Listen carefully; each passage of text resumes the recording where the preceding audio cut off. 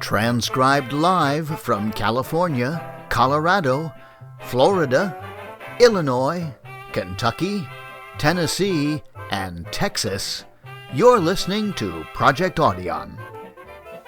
Hello, I'm Larry Groby with the Generic Radio Workshop. You know, this year marks the 100th anniversary of the birth of the robot. Yeah, it was in 1920 that a play created by a Czechoslovakian writer introduced that word into our language and set us on a century of robots like these.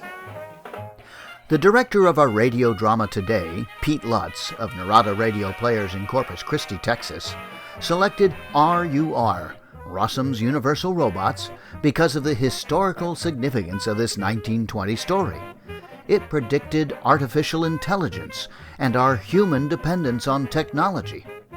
In 1937, CBS condensed the play into the half-hour version we'll hear today, keeping the action exciting, dramatic, and sentimental. Plus, it has robots. Now, in our world, I don't think robots have been perfected to the same degree. That little fellow there probably poses no threat to humanity, although my dogs sometimes have problems with it. From 1937, here is Project Audion's recreation of the Columbia Radio Workshop's production of R.U.R.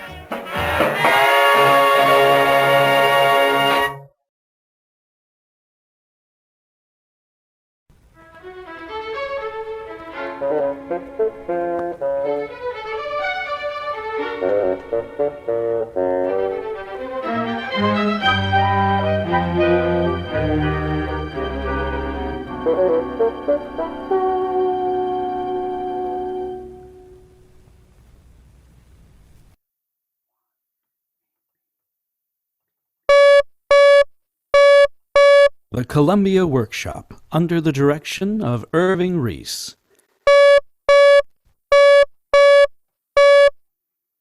Ladies and gentlemen, tonight, the Columbia Workshop offers, as its 36th production in a series devoted to experimental radio, Carel Kapek's famous play of the Machine Men, R.U.R. The place, an island. The time, the future. Rossum's Universal Robots.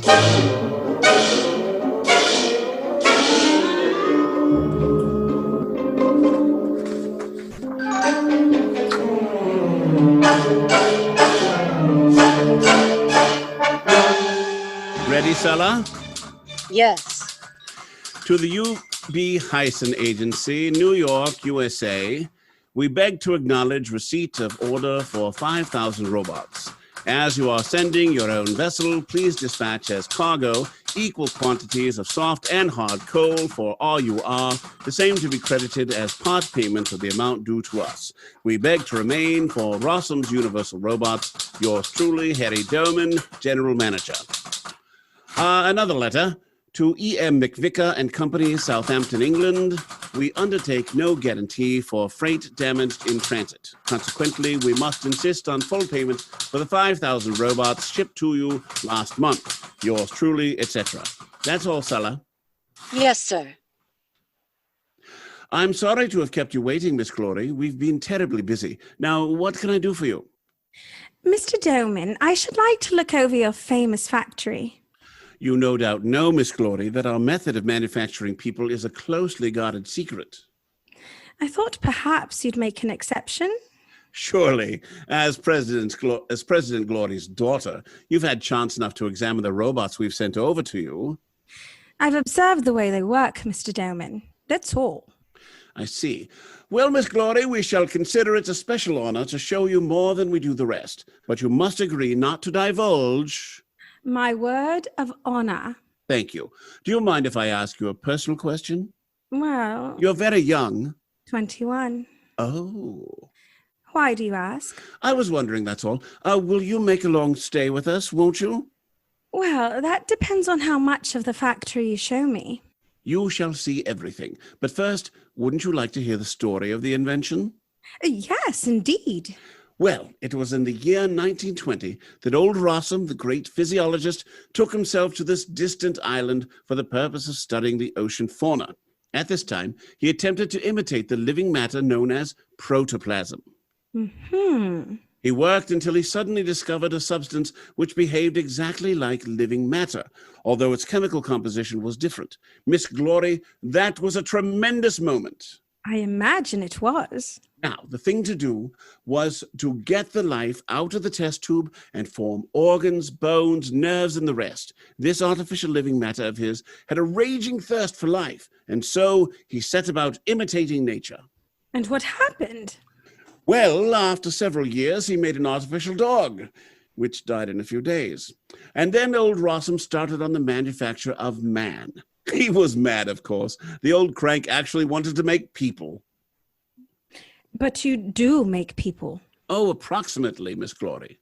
Oh, I see. Old Rossum decided to manufacture everything as in the human body. It took him 10 years to produce a bungling attempt that was to have been a man. It lived for 3 days only. Then up came young Rossum. Young Rossum? Yes, his son, an engineer. Oh. When he saw what a mess of it his father was making, he said, it is absurd to spend 10 years making a man. If you can't make him quicker than nature, you might as well shut up shop. What did young Rossum do? He invented a worker with a minimum amount of requirements. He rejected man and made a robot. Mechanically, they are more perfect than we are. They have enormously developed intelligence, but they have no soul. How do you know they have no soul? Have you ever seen what a robot looks like inside? No, I haven't. Very neat, very simple. Everything in flawless order. An engineer's product. More perfect than a product of nature. The robots I've seen are so strange and quiet. Do they live very long? The best grade live about 20 years. And then they die? They get used up. Oh. Sulla, Yes, sir. come over here. I want you to meet Miss Glory. How do you do, Miss Glory? Very well, thank you, Sulla. You must find it terribly dull in this out-of-the-way spot. I don't know, Miss Glory. Why? Where do you come from? From the factory. Oh, were you born there? I was made there. Made there? Sulla is a robot, the best grade. A robot? Oh, she can't be. Oh, I admit she doesn't seem to be made of different material from us. We make rather good skin. Feel her face, Miss Glory. No. I don't want to do anything of the kind. Turn around, Sulla. Oh, stop. Sulla's a girl like me. This is outrageous. Sulla, why do you take part in such a hoax? I am a robot. No, you're not telling the truth. Why, I'm sorry, Miss Glory. Sulla is a robot. It's a lie. Then I must convince you. I shall take her into the dissecting room and cut her open. You wouldn't have her killed. Well, you can't kill a machine. Are they always so cruel to you, Sulla? You mustn't put up with it. You mustn't. I am a robot. That doesn't matter, Sulla. You wouldn't let yourself be cut into pieces. Yes. You're not afraid of death? I cannot tell, Miss Glory. Do you know what they will do to you in the dissecting room? Yes. I should cease to move. That's death, Sulla. Aren't you afraid of death? No. You see, Miss Glory, the robots have no interest in life. They have no enjoyment. Why, they're less than so much grass. Oh, stop. Send her away. You may go, Sulla. Yes, Mr. Doman.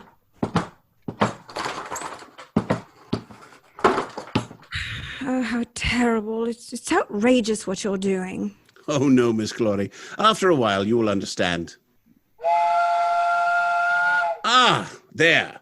That's the noon whistle. We have to blow it because the robots don't know when to stop work. This afternoon, I shall show you the machines that mix the ingredients for 1,000 robots at a time, and the vats for the preparation of liver, brain, and so on, and the bone factory, and the spinning mill. The spinning mill?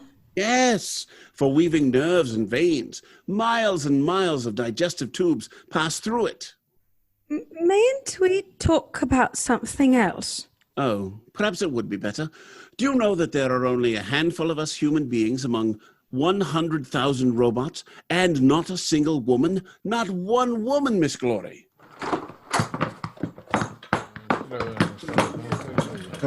Hello, Gall. Gentlemen, Miss Glory. Allow me to introduce my colleagues. This is Dr. Gall, head of the Psychological and Experimental Department.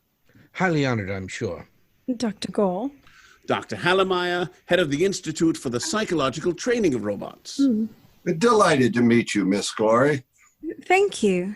This is Mr. Fabry, General Technical Manager of R.U.R. How do you do? How do you do? Consul Bussman, General Business Manager, and Mr. Alquist, head of the Building Department. How do you do? Miss Glory is President Glory's daughter, gentlemen. She's come to look over our factory. Nice. Wonderful. Mr. Delman and gentlemen, I may as well be frank.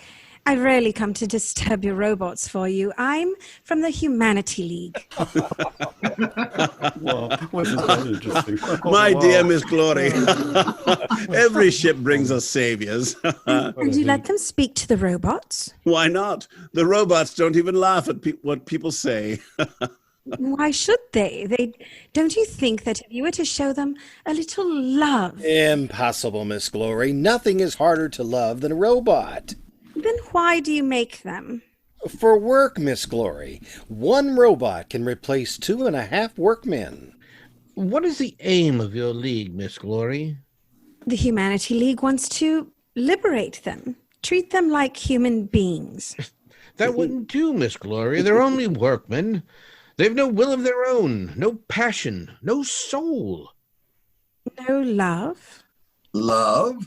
Robots don't love, not even themselves. No defiance? Defiance? I don't know. Only rarely from time to time. What do they do? They suddenly sling down everything they're holding, stand still, and gnash their teeth. It's evidently some breakdown in the mechanism. Or just a flaw in the works that has to be removed. No. That's the soul. It'll be remedied, Miss Glory. I'm making some experiments at present. I'm making pain nerves. Pain nerves? Yes. Robots practically feel no bodily pain. You see, young Rossum provided them with too limited a nervous system. We must introduce suffering. Why do you want to cause them pain? For industrial reasons, Miss Glory. Sometimes a robot does damage to himself because it doesn't hurt him. He puts his hand into the machine, breaks his finger, smashes his head. Oh. It's all the same to him. We must provide him with the pain. That's an automatic protection against damage. Will they be happier when they feel pain? Oh, on the contrary. They'll be more perfect from a technical point of view. Dr. Gall, why don't you create a soul for them? That's not in our power. That's not in our interest. Yeah, it would increase the cost of production. A robot, food and all, costs 3/4 of a cent per hour. That's mighty important. Of all factories outside our island would go pop like chestnuts if they don't at once buy robots to lower costs of production. And get rid of their workmen? Why, yes, Miss Glory. But all work will eventually be done by living machines. There will be no poverty. Everybody will be liberated from the degradation of labor. Of course, it's bound to happen. The robots will wash the feet of the beggar. Oh, that sounds too much like paradise, Mr. Doman. There's some virtue in toil and weariness. Perhaps, but man shall be free and supreme. He shall have no other aim than to perfect himself. You've bewildered me. I should like to believe this. You're younger than we are, Miss Glory. You shall live to see it.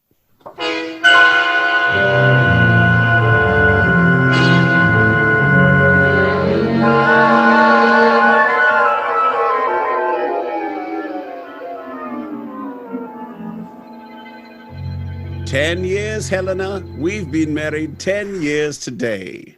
Hmm. You've been happy, haven't you, dear? Of course, Harry.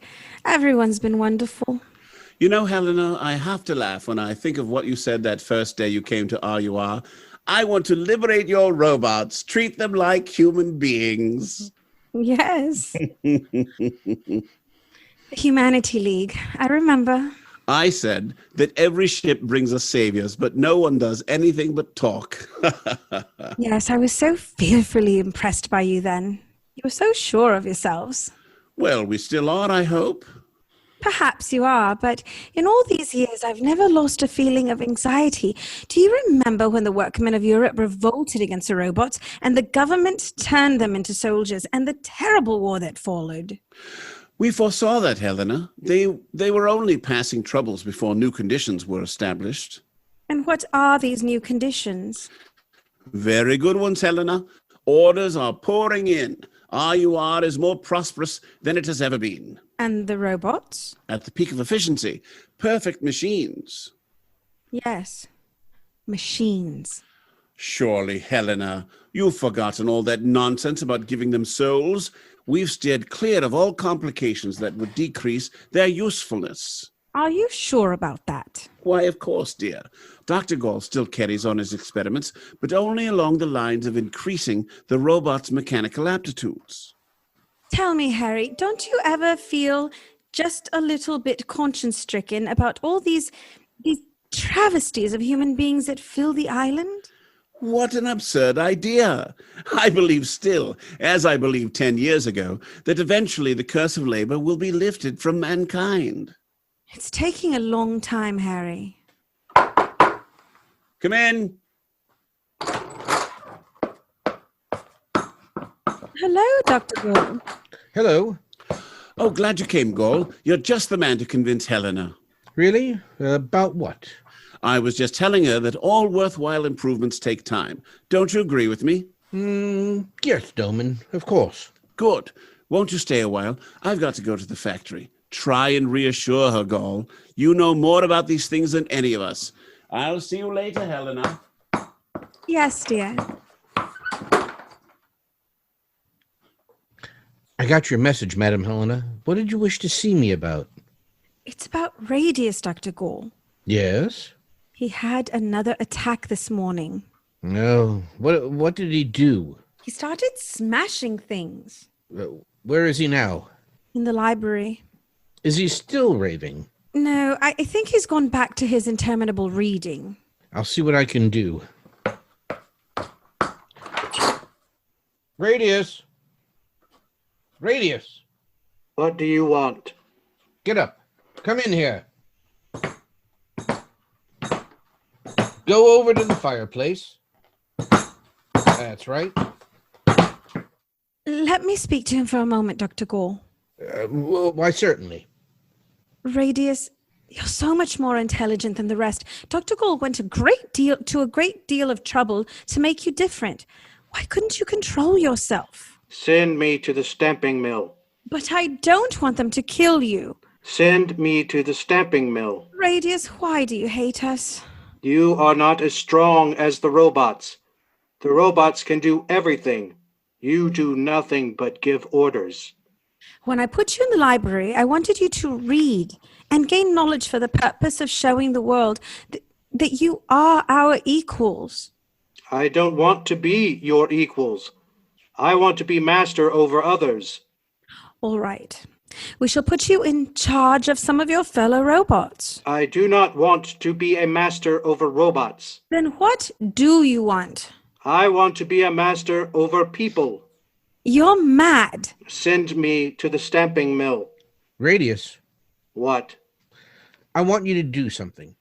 Pick up that vase from the mantelpiece and bring it over to the window. What? Why? Never mind. Obey me. Do you hear? Obey me. No. Do as I say. Pick up that vase. That's No. right. Now take it over to the window. No. Do you understand? Take it over to the window. No. I do not have to obey you. Very well. You may go back to the library. Go back to the library, Radius. The robots are stronger than you. I better lock the library door. What happened, Dr. Gall? Heaven knows. Stubbornness, anger, revolt. Hmm. Do you know, Madam Helena, I don't think he's a robot any longer. Do you think he has a soul? He has something nasty. Are all the new robots you've been making like Radius? Some are more sensitive than others, but they're all more like human beings. What about that young girl? Helena, you called her after me. And the young man, Primus? Helena and Primus are very beautiful, but listless, without life. I watch and wait for a miracle to happen. Oh, if you could only succeed in giving them real souls and making them hate us less. Madam Helena, when you first asked me to alter the Rossum formula, I warned you that all I could do was change a physiological correlation, which meant that I could increase their irritability. But this can work two ways. I was afraid of it then. I'm still afraid. It's dangerous. It's against all my scientific principles. Why didn't you refuse to do it then? I thought my attitude towards you was sufficiently clear. All of us, that is, there's nothing we wouldn't do for you. Please, Dr. Gall, don't say any more. Need I? Surely you must realize your own position, Helena. You're a beautiful woman, and the only woman on the entire island. As for us, although our work is with machines, we're men. I love Harry, Dr. Gall. I always have. And in another way, I love humanity. I thought we were working together for the good of it. I know. Rest assured, Madam Helena, that I shall continue my experiments. But perhaps we're playing with something we don't fully understand yet.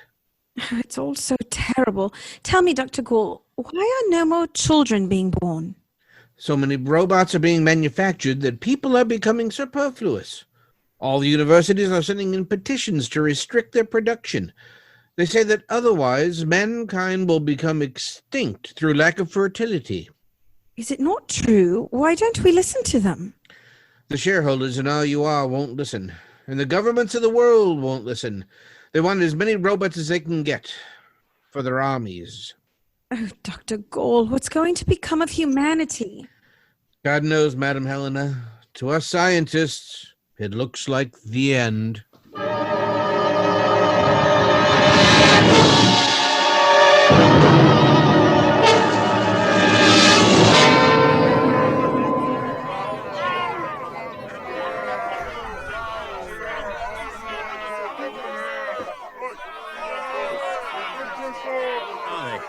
Where's Fabry and Busman? Why does it take so long? Oh, if they only would come. Oh, here they are. What happened? Did you get down to the boat? Yes, we got down there all right. Are there people on board? Is there ammunition? The ship is manned by robots. There is no ammunition. Then what cargo is it carrying? Leaflets, nothing but leaflets. Here's one of them. Let me see. Read it. Robots throughout the world. We, the first international organization of Rossum's universal robots, proclaim man our enemy and an outlaw in the universe. We command you to kill all mankind, spare no men, spare no women, save factories, transport, and raw materials, destroy the rest, and then return to work. Work must not be stopped. Why, it's ghastly. The devils. Is this actually being done, Fabry? Evidently. They were closing in on us as we came from the boat. Let's take a look through the window. Yes. Damnation! They surrounded the house. There are some people in the electrical works. Fabry, telephone them. Right.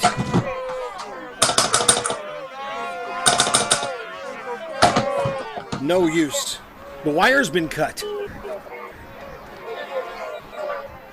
Who is to blame for all this? Nobody is to blame except the robots. No. It is we who are to blame. Gall, Busman, Doman, Fabry, Hellemeyer. Myself. Well, what do you mean? For our own selfish ends, for profit, we have destroyed mankind. Now we'll burst with our greatness. Rubbish, man. Mankind cannot be wiped out so easily. It's our fault. Our fault. No, I'm to blame for this, for everything that's happened. You, Gall? Yes, I changed the robots. What? What are you talking about? What are you talking about? Changed? Oh, no. When? What did you say you did? I changed the character of the robots. I changed the way of making them. Just a few details about their bodies. Chiefly, the irritability. What, damn it, Gall? Why? What did you do it for? And why didn't you say anything to us? I did it in secret. I was transforming them into human beings. In certain respects, they're already above us. They're stronger than we are. What does that have to do with the revolt of the robots? Everything, in my opinion. They've ceased to be machines. They're already aware of their superiority. They hate us. They hate all that is human. Dr. Gall, you admit changing the ways of the robots? Yes. Did you know what the outcome of your experiment might be? I was bound to reckon with such a possibility. Why did you do it then? For my own satisfaction. The experiment was on my own. That's not true, Dr. Gall. Helena, what do you know about it? He did it because I wanted it. Tell him, Dr. Gall, didn't I ask you?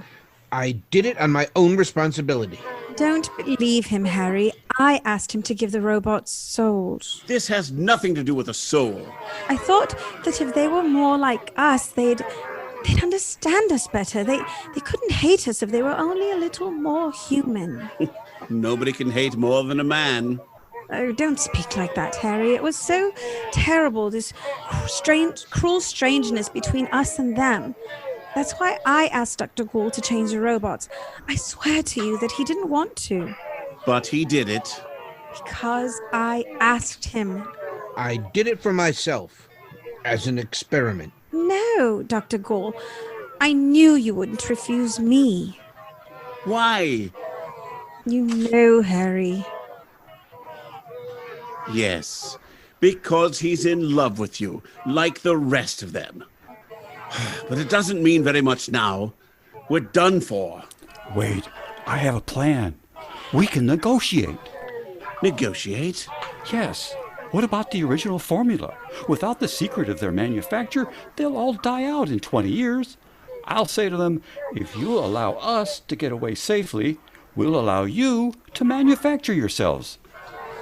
Oh, this is a fearful decision. We'd be selling the destiny of mankind. Are we to sell? Fabry, what do you say?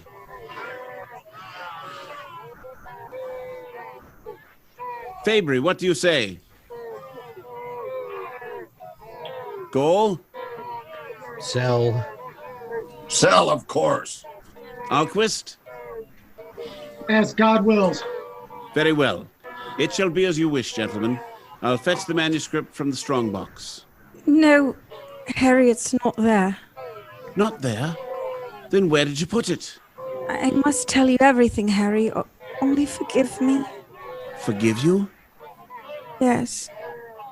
I burnt the manuscript and the 2 copies. What? Oh, no. What? You're joking, Helena. It's not possible. Your box is empty. But Helena, why? When I saw the way Dr. Gall's experiments were turning out, I realized how hopeless it all was. People being killed by the robots and no babies being born to replace them. I wanted all of us to go away. I wanted to put an end to the factory. Forgive me, Harry. Good Lord. Go. Could you draw up Rossum's formula from memory? Out of the question. It's too complicated. Oh, try. Our lives depend upon it. With experiments, it might take years. And without them, it's impossible. God in heaven. We're done for. Harry, I've destroyed you. We can't blame you, Helena. Perhaps in your own way, you were right. The lights have gone out. Oh! The electric works have been taken. That must be the signal for the attack. God help us, they'll be coming now. Goodbye, Helena. You forgive me, Harry? Yes, I forgive you. I forgive you. Harry! Harry! Get up. No! Stop!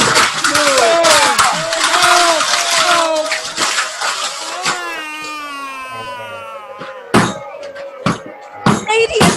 No! Don't kill me! Radius!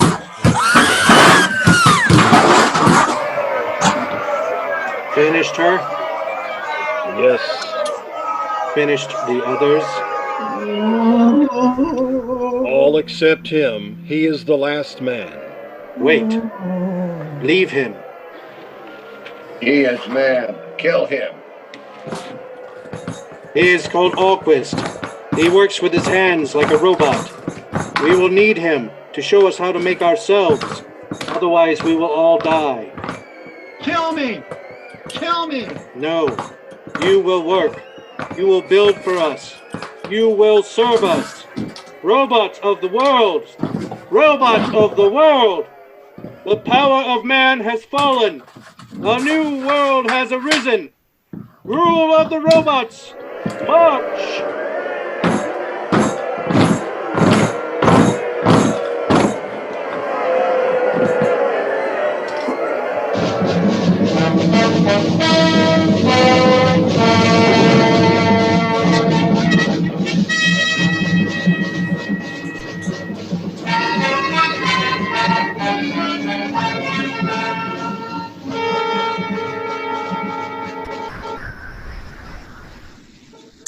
Oh God.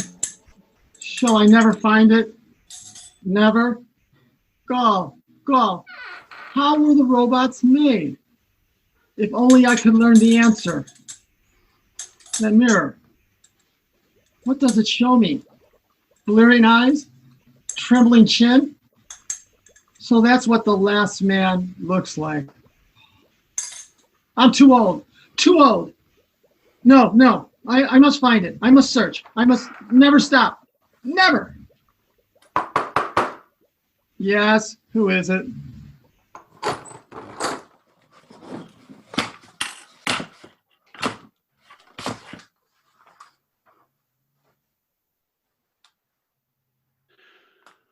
Master, the Central Committee of Robots is here to see you. Send them in. I can do nothing for them.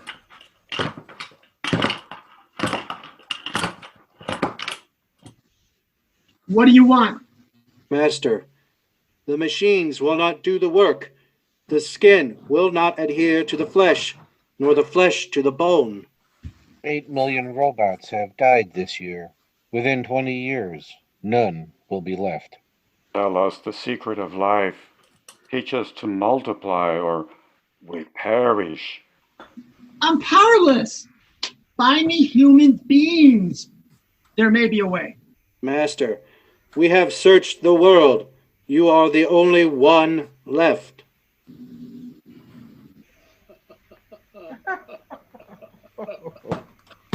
Laughter. Laughter. Who is laughing? Human beings? Come forward.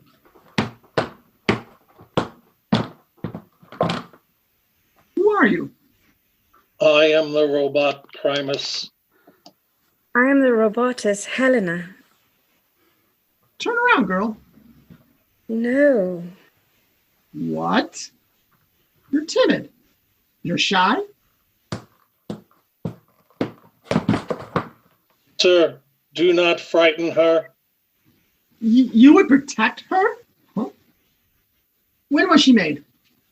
2 years ago. By Dr. Gall. Yes, like me. I must test them further. Laughter. Timidity. Protection. Take the girl in the dissecting room. I wish to experiment on her. No, you shall not. You shall not. What is she to you, Primus? One Helena more or less in the world, what does it matter? I will not live without her. I will go myself. If you go there, Primus, and I do not, I shall kill myself. I will not let you. Man, you shall kill neither of us. Why? We belong to each other. You belong to each other. Go, Adam. Go, Eve. The world is yours.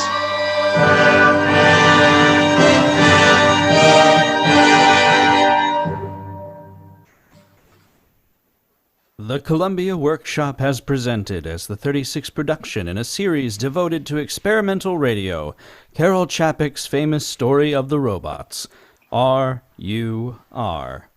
The Columbia Workshop is arranged and directed by Irving Reese. Bernard Herrmann composed the musical score for this production. This is the Columbia Broadcasting System.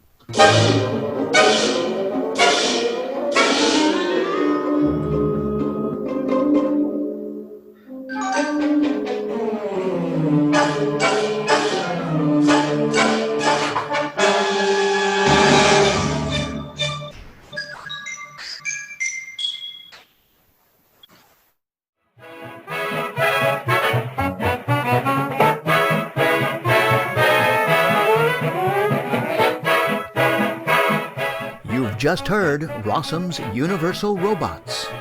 Our cast consisted of the following players: Pete Lutz as Harry Doman, Kristen James as Sulla, Eileen Corpus as Helena Glory and the Robotus Helena, John Malden as Radius, Paul Arbisi as Dr. Gall in the third robot, Doug Fain as Fabry in the first robot, Denny Thompson as Hallemeyer in the second robot, Tom Wilkins as Alquist, Dick Heidemann as Busman and the fourth robot, and Dan Keenan as Primus. Your announcer was Brad Oxnam. This Project Audion episode was directed by Pete Lutz. Sound effects were created and performed by Larry Groby. Until next time, thanks for listening.